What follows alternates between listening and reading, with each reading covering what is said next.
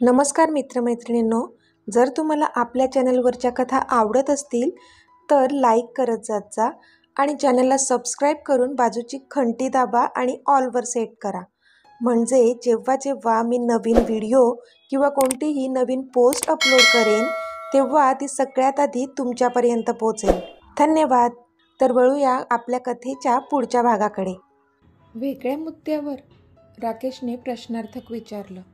त्याला कळत नव्हतं की असा कोणता मुद्दा असेल ज्यावर ह्यांना बोलायचं असेल, कारण तो तर पर्सनली असं काही त्यांना ओळखत नव्हताच. तुम्हाला कोणत्या विषयावर बोलायचं आहे माझ्याशी? राकेशने विचारलं. तसं आदी आणि युवींनी एकमेकांकडे पाहिलं. दिव्याबद्दल बोलायचं आहे आम्हाला, आदी बोलला. पण दिव्याचं नाव ऐकूनच राकेश स्तब्ध झाला आणि शॉक होऊन त्यांच्याकडे पाहू लागला. आता पुढे दिव्या? त्याच्या तोंडून अस्पष्ट शब्द बाहेर पडले. हो दिव्या, आम्हाला दिव्याबद्दल जाणून घ्यायचं आहे, आदी बोलला. पण तुम्ही दिव्याला कसं ओळखता आणि तुम्हाला काय जाणून घ्यायचं आहे तिच्याबद्दल? राकेशने विचारलं. सगळंच, आदी बोलला. म्हणजे मला कळलं नाही, राकेश बोलला. राकेश, त्या दिवशी मी तुझ्या तोंडून दिव्याचं नाव ऐकलं होतं. जर तुला खरंच तिच्याबद्दल काही माहीत असेल तर आम्हाला प्लीज सांग. जर तू खरं सांगितलं तर आम्ही तिची हेल्प करू शकतो, युविका बोलली. हेल्प? काय झाले दिव्याला? ती ठीक तर आहे ना? राकेश आता खूपच आक्तिक होऊन विचारत होता तिच्याबद्दल. तसे आदी आणि युविका दोघेही एकमेकांकडे पाहू लागले. सांगा ना, काय झाले दिव्याला? राकेशने पुन्हा विचारलं. राकेश, दिव्या सध्या तरी ठीक आहे, पण जर पुढे जाऊन तिला प्रॉब्लेममध्ये टाकायचं नसेल तर प्लीज आम्हाला तिच्याबद्दल सांग, आदीने विचारलं. पण नेमकं काय सांगू मी तिच्याबद्दल? तुम्ही मला नीट काहीतरी सांगाल का प्लीज? राकेशने विचारलं. राकेश, दिव्या आणि अक्षय दोघे रिलेशनमध्ये आहेत, आदी बोलला. व्हॉट? पण हे कसं शक्य आहे? त्याचं लग्न तर युविकाशी ठरलंय ना? राकेशने विचारलं. हो, पण तरी तो दिव्यासोबत रिलेशनमध्ये आहे, आदी बोलला. बास्टर्ड, त्याला तर मी सोडत नसतो, राकेश बोलला. राकेश, प्लीज काम डाऊन. तू आम्हाला नीट सांगितलं तर आपण काहीतरी करू शकतो, आदी बोलला. तसं राकेशने एक दीर्घ श्वास घेतला. मी आणि दिव्या, आमचं दोघांचं एकमेकांवर खूप जास्त प्रेम होतं. आम्ही सगळे मेडिकल कॉलेजमध्ये शिकत होतो. अक्षय पण त्याच कॉलेजमध्ये होता. आम्ही सगळे फ्रेंड्स होतो. अक्षयला माहीत होतं की माझं आणि दिव्याचं अफेअर सुरू आहे. पण दिव्या मुळातच खूप सुंदर आहे. पूर्ण कॉलेजमध्ये तिच्या सुंदरतेचे किस्से असायचे. पण तिचं माझ्यावर प्रेम जडलं. आम्ही 2 वर्षांपासून एकमेकांना डेट करत होतो. पण मध्येच अक्षय आला. त्याला दिव्या पहिल्याच नजरेत आवडली, पण त्याने तसं दाखवलं नाही. दिव्याला मात्र तो आवडत नव्हता. का ते तिने मला कधीच सांगितलं नव्हतं. त्याने वेगळीच खेळी खेळली. त्याने मला बदनाम केलं. एका पार्टीत त्याने मला नशा देऊन एका मुलीसोबत माझे अश्लील फोटोज काढले आणि ते दिव्याला दाखवले. त्यामुळे दिव्याने माझ्यासोबत ब्रेकअप केलं. नंतर जाऊन मला कळलं की ह्यामागे अक्षय होता. मी त्याला जाब विचारला, पण त्याने सरळ हात वर केले. मी दिव्याला खूप समजावण्याचा प्रयत्न केला, पण तिने माझं एकही ऐकलं नाही. पुढे जाऊन अक्षय तिच्यासमोर खूप चांगला आणि सभ्य मुलगा असल्याचा आव आणू लागला आणि मग त्यांच्यात मैत्री झाली. आणि म्हणून त्याचाच बदला घेण्यासाठी मी वैभवच्या पार्टीत त्याचाच गेम त्याच्यावर उलटण्याचा प्रयत्न केला. पण मध्येच युविका आली आणि माझा तो प्लॅन सपशेल फसला, राकेश बोलला. आदी आणि युविका एकमेकांकडे पाहू लागले. म्हणजे अक्षय इतका खाली उतरू शकतो ह्याच्यावर त्यांचा विश्वास बसत नव्हता. युविका, त्या दिवसासाठी आय एम सॉरी, राकेश बोलला. पण आता ह्यावर काय बोलावं युवीला काहीच कळत नव्हतं. राकेश, आता तर तुझं ऐकून मला वाटतंय अक्षय दिव्या आणि युवी दोघींनाही फसवतोय, आदी बोलला. हो, तो खूपच खालच्या पातळीला जाऊन विचार करू शकतो. मी त्याला चांगलंच ओळखतो, राकेश बोलला. राकेश, तू आम्हाला ह्यामध्ये काही मदत करू शकतोस का? आदीने विचारलं. दिव्याला त्याच्या तावडीतून सोडवण्यासाठी मी काहीही करू शकतो. तुम्ही फक्त मला सांगा काय करायचं आहे, राकेश बोलला. Okay thanks. आम्ही तुला सांगू तेव्हा फक्त तू दिव्याला भेटायचं आहे आणि तिला सत्य परिस्थिती सांगायची आहे. आता सध्या तिच्या डोळ्यांवर त्याच्या प्रेमाची पट्टी आहे, त्यामुळे आपल्याला खूप मेहनत करावी लागेल तिला समजावण्यासाठी, आदी बोलला. आपण करू शकतो, मी तुमच्यासोबत आहे, राकेश बोलला. राकेश एक विचारू, आदी बोलला. हो विचार ना, राकेश बोलला. तुझं अजूनही दिव्यावर प्रेम आहे का, आदीने कचरतच विचारलं.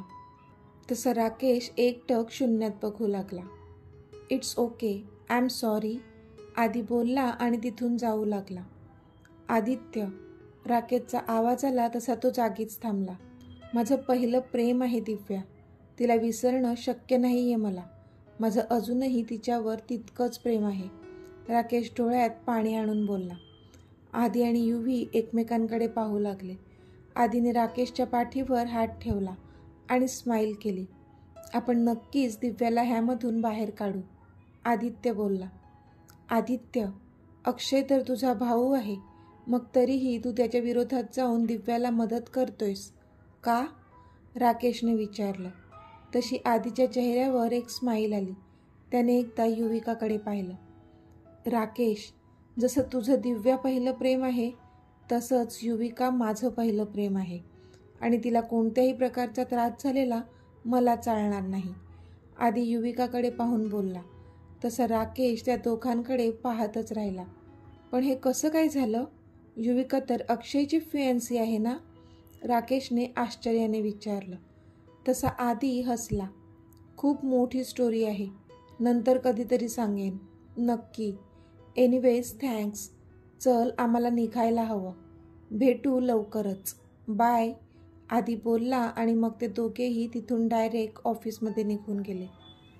ऋषी, मला भेटायचं आहे आंटीना, परी बोलली. परी, आता मॉम बरी आहे आणि मी इथेच आहे हॉस्पिटलमध्ये तिच्याजवळ, यू डोंट वरी, रियांश बोलला.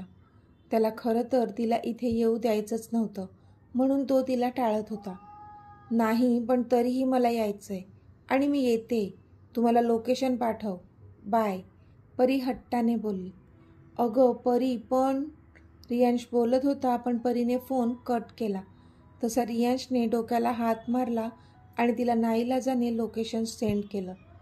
इथे परी आता हॉस्पिटलच्या बाहेर येऊन थांबली होती, पण ते इतकं मोठं मल्टीनॅशनल हॉस्पिटल पाहूनच तिच्या तोंडाचा आत झाला. तिने रियांशला कॉल केला, तसा रियांश तिला घ्यायला खाली आला. ऋषी, हे किती मोठं हॉस्पिटल आहे, खूप कॉस्टली पण असेल अरे, परी बोलली. तसा रियांशने एक आवंढा गिळला. तू चल आत, ऋषी तिच्या प्रश्नांना इग्नोर करत बोलला.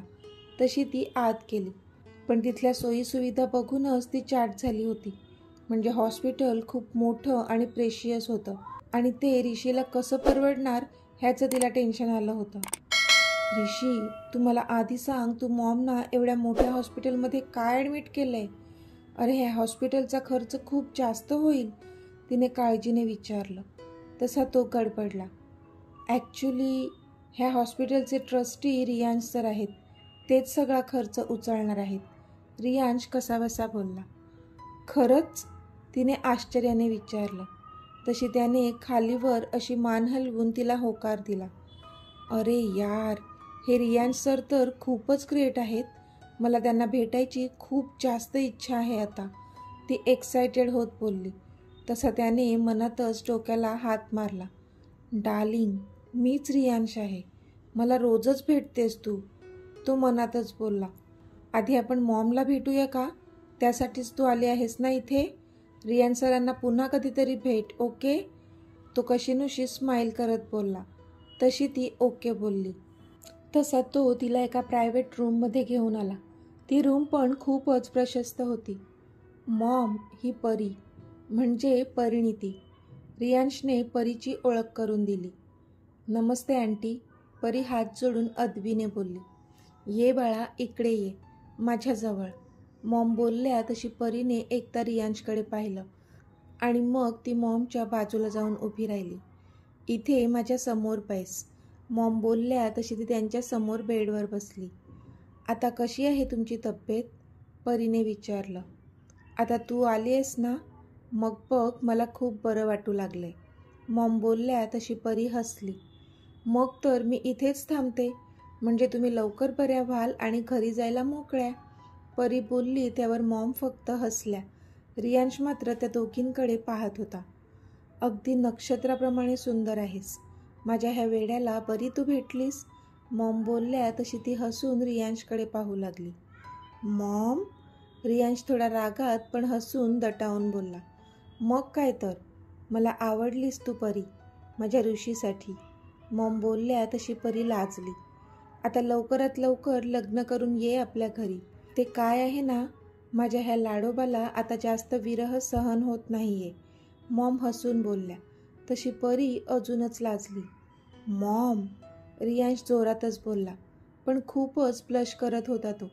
थोडा वेळ त्यांनी गप्पा मारल्या आणि मग ते मॉमना बाय करून परीला पुन्हा ऑफिसमध्ये सोडायला तो निघून गेला. आधी come in to my cabin, यशराजनी फोन करून त्याला बोलावलं. यस डॅड, आधी बोलला आणि यशराज यांच्या केबिनमध्ये निघून गेला. बाहेरच युविका तिचं काम करत बसली होती. त्याने एक नजर तिच्यावर टाकली आणि नेमकं तिने पण त्याच्याकडे पाहिलं आणि स्माईल केली. तसा तो पण हसला आणि यशराज यांच्या केबिनमध्ये निघून गेला. हे आधी कम, यशराज बोलले. डॅड, काय झालं? तुम्ही मला बोलावून घेतलं? आधीने विचारलं. हो, अरे ते मेहता ग्रुप जो तू आणि युविका बघत आहेत ना, त्यांच्या मुलाचं लग्न आहे. त्यांचं इन्व्हिटेशन आलंय आणि आपल्याला बोलावलंय त्यांनी, यशराज बोलले. डॅड, मला तर पॉसिबल नाही आहे. प्लीज तुम्ही जाऊन या, आधी बोलला. आधी, अरे मलाच नेमकं त्या पिरियडमध्ये इंटरनॅशनल व्हिजिट आहे, म्हणून तर मी तुला बोलावलं आहे. तू प्लीज जा ना. आपलं टेंडर अजून पास झालं नाही आहे त्यांच्याकडून. आपल्याला त्यांच्या गुड बुक्समध्ये राहावं लागणारच आहे, यशराज बोलले. बट डॅड, मला बोर होईल तिथे, आणि इथे पण माझं शेड्यूल टाईट आहे. प्लीज मला नाही जमणार, आधी नाहीमध्ये मान हलवत बोलला. अरे पण बोर का होईल? युविका असेल ना तुझ्यासोबत, यशराज बोलले. तसा आधी त्यांच्याकडे पाहत राहिला. व्हॉट, युविका? त्याने विचारलं. हो, तुम्ही दोघांनी खूप चांगले इम्प्रेशन पाडले त्यांच्यावर, सो मला वाटतं की तुम्ही दोघे तिथे जावं आणि लग्न पार पाडल्यानंतर लगेच घरी या. 2 दिवसांचा तर प्रश्न आहे, यशराज बोलले. पण इथे युविकासोबत जायचं म्हणून तो सुपर डुपर एक्सायटेड झाला होता, पण ती खुशी आत लपवत त्याने त्याचा चेहरा निर्विकार ठेवला. पण डॅड, आधी युविकाला विचारून बघा, ती यायला रेडी आहे का माझ्यासोबत, त्याने विचारलं. हो, ती का नाही म्हणेल ना, मी आत्ताच विचारून घेतो, असं म्हणत यशराजने इंटरकॉमवर कॉल करून युविकाला आत बोलावून घेतलं. मे कम इन सर, ती दारावर नॉक करत बोलली. Yes Yuvika, please come, Yashraj बोलले. सर बोलावलंत मला, तिने एक कटाक्ष आधीवर टाकत विचारलं, पण तो मात्र निर्विकार चेहऱ्याने समोर बघत होता. हो युविका, मेहता ग्रुपच्या CEOच्या मुलाचं लग्न आहे आणि त्यांनी आपल्याला इन्व्हाइट केलं आहे, सो तुला तिथे जायचं आहे. पुण्यात डेस्टिनेशन वेडिंग आहे. 2 दिवसांचा प्रश्न आहे. तू रेडी आहेस ना, त्यांनी विचारलं. सर पण मी तर तिथे कोणाला जास्त ओळखत नाही, मी कशी एकटी जाणार, ती थोडी नर्वस होत बोलली. इथे आधी तिची मज्जा बघत होता आणि गालातल्या गालात हसत होता. अगं पण तू एकटी कुठे असणार आहेस, आधी असेल ना तुझ्यासोबत, यशराज बोलले. तशी तिची कळी खुलली. तिने पटकन त्याच्याकडे पाहिलं, पण तो मात्र समोर बघत होता. सो मिस सबनीस, तुम्हाला काही प्रॉब्लेम तर नाही ना माझ्यासोबत तिथे जायला, त्याने एक भुवई उंच करून विचारलं. तशी ती डोळे बारीक करून त्याच्याकडे पाहू लागली. नो सर, मला ह्यांच्यासोबत जायला कोणताच प्रॉब्लेम नाही आहे, तिने त्याला इग्नोर करत यशराज यांच्याकडे पाहत बोलली ती. तसा तो गालात हसला. ओके देन, नेक्स्ट वीकमध्ये तुम्हाला जायचं आहे, त्याप्रमाणे तुम्ही तुमचं शेड्यूल बघून घ्या, ओके, यशराज बोलले. तशा दोघांनी पण माना डोलावल्या. ओके, यू मे लीव नाव, यशराज बोलले. तसे दोघेही आपापल्या जागेवर निघून गेले. युविका आता झोपण्याच्या तयारीत होती आणि ती फ्रेश होऊन बेडवर आडवी झाली. तोच तिच्या फोनची मेसेज टोन वाजली. तसा तिने तो मेसेज ओपन केला आणि तिच्या ओठांवर एक स्माईल आली, कारण मेसेज त्याचाच होता. So would be Mrs Aditya Inamdar, are you excited? त्याचं तिला मिसेस आदित्य इनामदार म्हणून हाक मारणं खूपच आवडलं होतं. मी का एक्सायटेड होऊ? तिने त्याला मेसेज केला. ती उगाचच भाव खात होती. अरे, म्हणजे आता तुझा चार्मिंग प्रिन्स तुझ्यासोबत 2 दिवस असणार आहे. मग तू एक्सायटेड तर असशीलच ना? त्याचा मेसेज आला. तशी पुन्हा तिच्या ओठांवर स्माईल आली. आहे थोडी थोडी एक्सायटेड. तिचा मेसेज. बास, फक्त थोडी थोडीच. मी तर सुपर डुपर एक्सायटेड आहे. माय डिअर चष्मीस, those will be our golden days. Only you and me. Hi. तो ब्लश होत बोलला. तशी अजूनच तिच्या गालावर लाली चढली. आधी मी पण खूप एक्सायटेड आहे. कोणीच नसेल तिथे आपल्याला डिस्टर्ब करायला, ती बोलली. ओ हॅलो, डिस्टर्ब करायला कोणी नसेल म्हणजे? मी काही असा तसा मुलगा नाही आहे. चांगल्या घरातला मुलगा आहे. तुझ्या मनात असं तसं काही असेल तर ते आत्ताच काढून टाक. आधीने नाटकीपणाने मेसेज केला. ओ हिरो, प्ले बॉय तू आहेस, मी नाही, हे विसरू नकोस, ओके? तिने चिडून मेसेज केला. अगं चिल, गंमत करत होतो. तू तर लगेचच चिडलीस. त्याचा मेसेज. माहीत आहे मला. चला आता मला झोप येते. Bye, good night. तिचा मेसेज आला. अरे, असा कसा कोरा कोरा गुड नाईट? मला गुड नाईट किस्सी हवी आहे. त्याचा तोंड पडलेला मेसेज आला. आधी? तिचा message. I want means want.